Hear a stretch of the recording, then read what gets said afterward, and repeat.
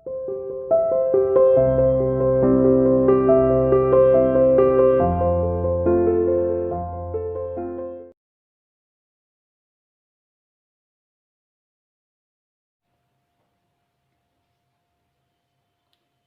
students, today our topic is states of matter। जैसा कि हमारे चैप्टर का नेम भी है states of matter, chapter number 4। तो आज हम मैटर की स्टेट्स के बारे में यहाँ पर डिस्कस करेंगे। इससे पहले हमने मैटर के बारे में पढ़ा था कि मैटर क्या होता है, कैसे होता है, किसका बना हुआ होता है, ये सब हमने डिस्कस कर लिया था। आज हम मैटर की स्टेट्स के बारे में यहाँ पर पढ़ेंगे। चलिए शुरू करते हैं अपना topic. There are 3 different states of matter. Matter की 3 डिफरेंट स्टेट्स होती हैं, यानी कि मैटर की, पदार्थ की 3 अवस्थाएं पाई जाती हैं।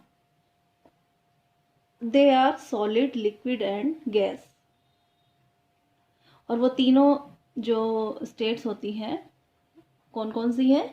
Solid, liquid and gas. These are the states of matter. आप लोगों ने देखा होगा आपके आसपास जितने भी मैटर हैं वो या तो सॉलिड होते हैं, या लिक्विड होते हैं, या फिर गैस होते हैं। तो these are the forms of matter, solid, liquid and gas. तो सबसे पहले आज हम यहाँ सॉलिड के बारे में डिस्कस कर रहे हैं। देखिए, solids, molecules in solid are closely packed to each other. Solid के जो मॉलिक्यूल होते हैं वो आपस में बहुत ज़्यादा पास पास होते हैं, एकदम क्लोजली पैक्ड होते हैं।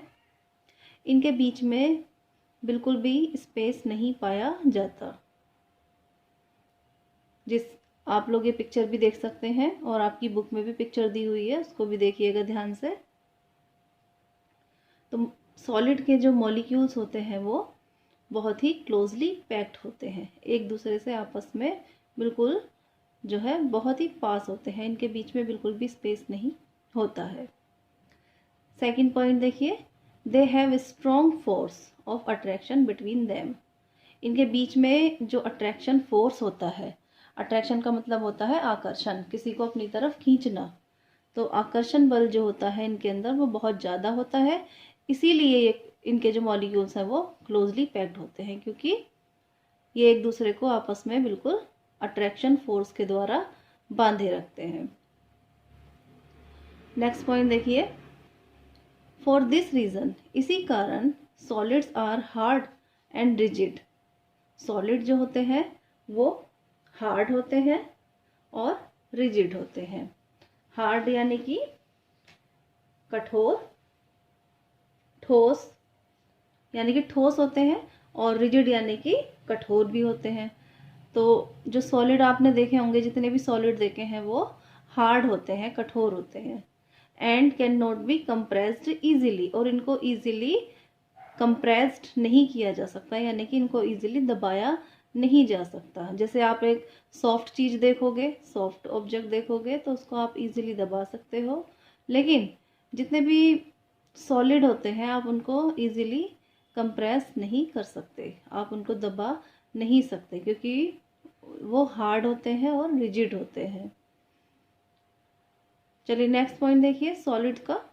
Solids have definite shape and volume. Solids जो होते हैं उनकी एक डेफिनेट शेप होती है और उनका एक वॉल्यूम होता है, आयतन होता है, यानी कि वो स्थान भी घेरते हैं, और उनकी एक डेफिनेट शेप भी होती है। अब देखिए, जैसे वाटर है, वाटर तो लिक्विड है, लिक्विड की कोई शेप नहीं होती, आप उसको जिस भी कंटेनर में, जिस भी बर्तन में डालोगे वो उसी का शेप ले लेगा। लेकिन सॉलिड्स जो होते हैं वो ऐसे नहीं होते, वो किसी भी चीज़ जो है किसी भी कंटेनर की शेप नहीं लेते, उनकी खुद की एक शेप होती है। जैसे कि आप अपने घर में बहुत सारे सॉलिड्स देखते होंगे, जैसे चेयर है तो चेयर की एक डेफिनेट शेप है, बेड है, बेड की एक डेफिनेट शेप है। इसके अलावा और भी बहुत सारी चीज़ें हमारे घर में पाई जाती हैं जो सॉलिड होती हैं और जिनकी जो है एक डेफिनेट शेप होती है और वो जो है डेफिनेट उनका वॉल्यूम भी होता है। तो आज के जो कुछ इम्पोर्टेंट पॉइंट्स थे सॉलिड के बारे में वो यहाँ तक ख़त्म होते हैं। कल हम इससे आगे का डिस्कस करेंगे।